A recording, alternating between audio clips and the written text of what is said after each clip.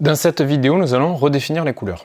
Alors pour cela, je sélectionne une illustration, un objet, et ici dans le menu en haut, vous avez une icône redéfinir les couleurs de l'illustration. Donc c'est une roue chromatique. Vous cliquez dessus, une fenêtre apparaît, alors vous pouvez déplacer cette fenêtre pour vous mettre à l'aise. Alors déjà, ce qu'il faut savoir, c'est que là, vous avez les couleurs de votre illustration. Alors vous pouvez bouger vos couleurs comme ceci. Donc là, vos couleurs sont liées. Alors, si vous souhaitez que vos couleurs ne soient pas liées, déjà, je peux réinitialiser. Là, je décoche ici.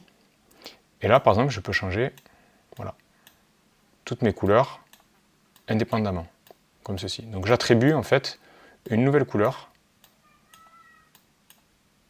Voilà, pour chacune des couleurs. Voilà. Donc, c'est assez pratique. C'est plutôt pas mal. Alors, je peux régler ici la luminosité. Donc, ici, c'est la luminosité. Voilà. Donc, voilà, je vous montre les extrêmes. Donc, ça, c'est pratique. Et en cochant ici, c'est pour la saturation. D'accord ? Voilà, donc là, c'est la saturation ici. Alors, on va réinitialiser. Alors là, vous avez ordre des couleurs aléatoire. Donc là, en fait, il va vous changer l'ordre des couleurs. C'est-à-dire qu'il va intervertir les couleurs.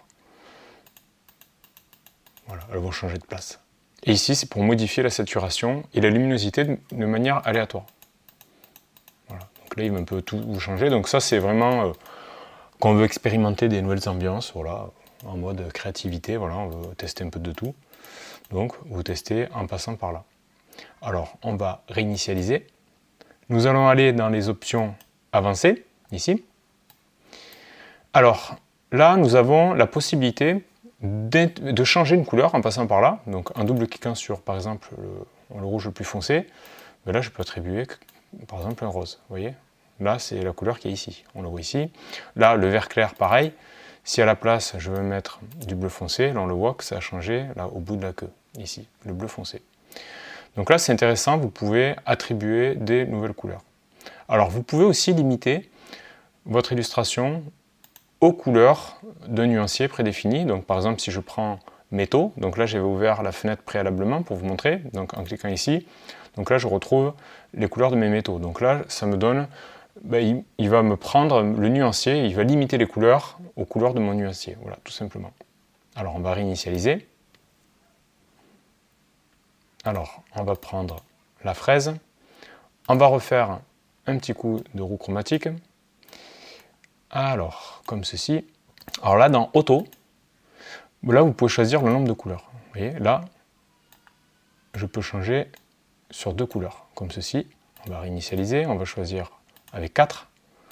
Donc là, il m'a simplifié le graphisme. Et du coup, là, pour modifier les couleurs, c'est un peu plus, on va dire, c'est un peu plus simple. Voilà, ça me permet d'avoir des ambiances un peu plus franches. Voilà, je peux choisir 5, comme ceci. Voilà. Ou alors je peux choisir tout. Voilà, donc là j'ai absolument toutes les couleurs. Voilà, donc ça c'est important, c'est bien à savoir. Alors, on va échapper. Alors si je sélectionne tous mes objets, ben là forcément, ben là il va y avoir beaucoup plus de couleurs.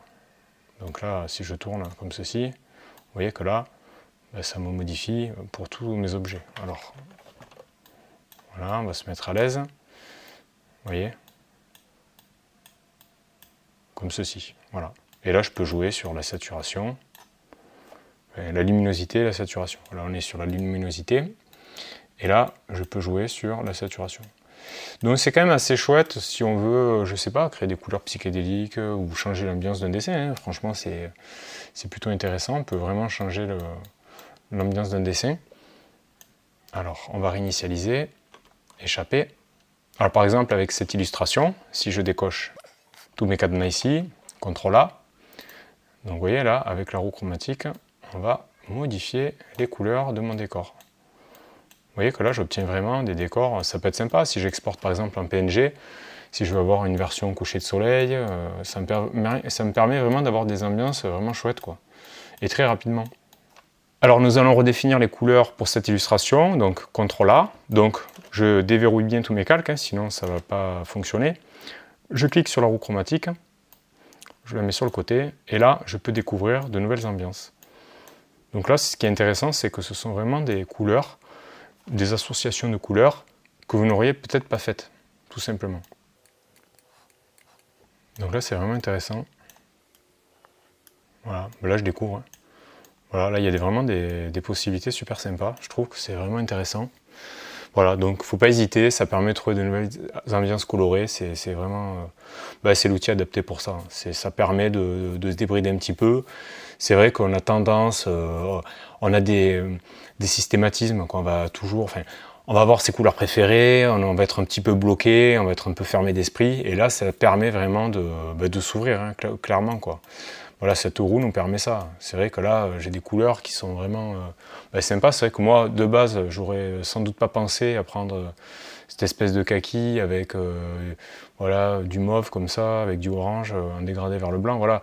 Donc c'est vraiment chouette. Voilà, c'est un bel outil.